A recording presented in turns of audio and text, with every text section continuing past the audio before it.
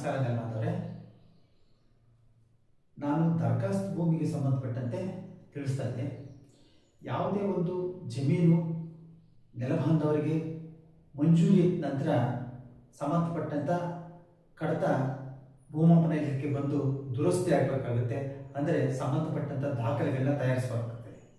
ಅನೇಕ ಸಂದರ್ಭಗಳಲ್ಲಿ ಅನೇಕ ನ್ಯೂನತೆಗಳಿಂದಾಗಿ ಅವುಗಳನ್ನ ಸರಿಪಡಿಸಿಕೊಡ್ಬೇಕು ಅಂತ ಭೂಮಾಪನ ಇಲಾಖೆಯಿಂದ ತಾಲೂಕು ಕಚೇರಿಗೆ ಕಡತಗಳು ಬರ್ತಾ ಇತ್ತು.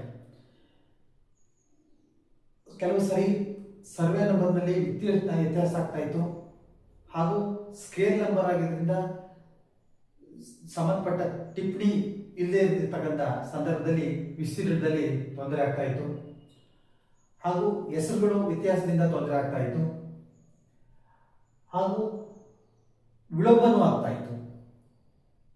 ಇದರಿಂದ ಲಕ್ಷಾಂತರ ಕೋಟಿ ಪ್ರಕರಣಗಳು ಅಳತೆ ಆಗದೆ ಬಾಕಿ ಉಳಿದು, ಅದಲ್ಲದೆ ನೋಂದಣಿ ಪೂರ್ವ ದುರಸ್ತಿ ಕಡ್ಡಾಯ ಮಾಡಿದ್ರು.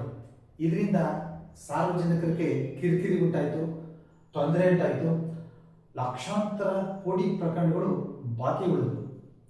ಇದನ್ನು ಗಂಭೀರವಾಗಿ ಪರಿಗಣಿಸತಕ್ಕಂಥ ಸರ್ಕಾರ ದಿನಾಂಕ 18/8/2008 ಒಂದು ಸುತ್ತೋಲೆ ಮಾಡುತ್ತೆ.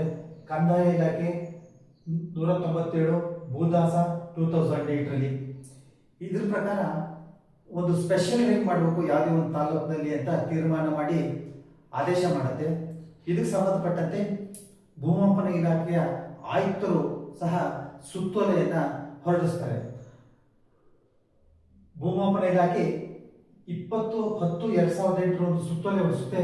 ದರಖಾಸ್ತು ಕೊಡಿ ಆಂದೋಲನ 40/2008-2009 ಹಾಗೂ ತಾಂತ್ರಿಕ ಆಡಳಿತ 29/2009 ದಿನಾಂಕ 25/1/2010. ಇದರ ಪ್ರಕಾರ ಯಾವುದೇ ಒಂದು ಸರ್ವೆ ನಂಬರ್ನ ಪೋಡಿ ಕಾರ್ಯ ಆಗಬೇಕು ಅಂತಂತಂದ್ರೆ ಸಂಬಂಧಪಟ್ಟಂತ ಎಲ್ಲರಿಗೂ ಅಳತೆ ಕಾರ್ಯ ಪೂರೈಸಿ ನಾವು ಪೋಡಿ ಕಾರ್ಯ ಮಾಡಬೇಕಾಗುತ್ತೆ. ಇದಕ್ಕೆ ಪೂರಕವಾಗಿ 1ರಿಂದ 10 ನಮೂನೆಯನ್ನ ತಯಾರು ಮಾಡಲಾಗಿತ್ತು.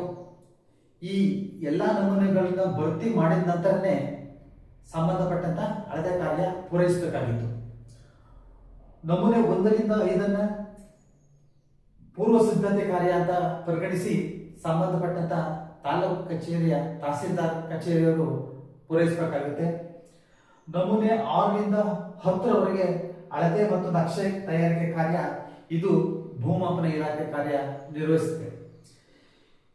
ಇದರಿಂದಾಗಿ ಲಕ್ಷಾಂತರ ಕೋಟಿ ಪ್ರಕರಣಗಳು ದುರಸ್ತಿಯಾಗಿ ರೈತರು ನೆಮ್ಮದಿಯಿಂದ ಇರುವಂತೆ ಆಯಿತು.